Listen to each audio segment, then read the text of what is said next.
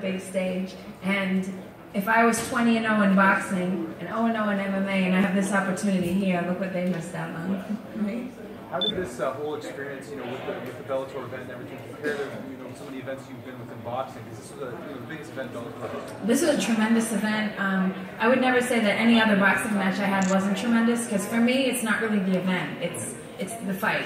It's getting through this one. So I can't say that I've had the most important fight or the biggest fight of my career, because either one is still me and the girl, whether it's my mom's backyard or Madison Square Garden. Have you had a lot of fights in your mom's backyard? Not the actual backyard. Close enough to it? But you know what I'm saying. Yeah. When you say that you're hooked, that you've fallen in love, does that mean you may leave boxing now? I will never leave boxing. There are still girls I want to fight in boxing, so I mean that's not something that I plan on walking away from. But now I'm already like, Daniel, can I take a gi class on Tuesday? Can I come back? Now you're boxing, doing mixed martial arts. Now that you've been on TV, now that it seems fans are taking to you, are we going to see repeat performances? Are there going to be more fights in Bellator for you? I think I just fell in love, guys.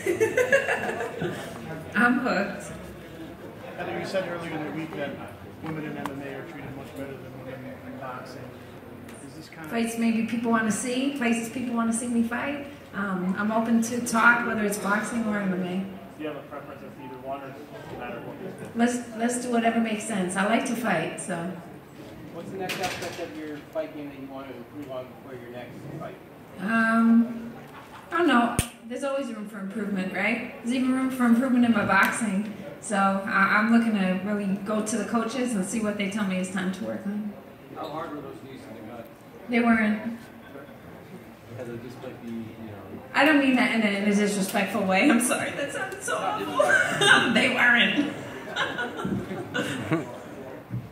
Just out of curiosity, seeing you in there for the first time and seeing you have to adapt, you mentioned the differences between boxing and MMA. Now, let's say, and I know it's the opposite, but when Conor goes into boxing, is he in for a rude awakening? Is it drastically different now that you've done, the boxing thing? It is 100% different. These are two different sports. Boxing for boxing and boxing for MMA are not the same things. They're not the same things, I promise you. So what did you have to do differently in there in terms of your striking? Well, it's not really a matter of in terms of striking. It's like thinking about you step in with a jab and your front leg is really exposed because all the weight is on it.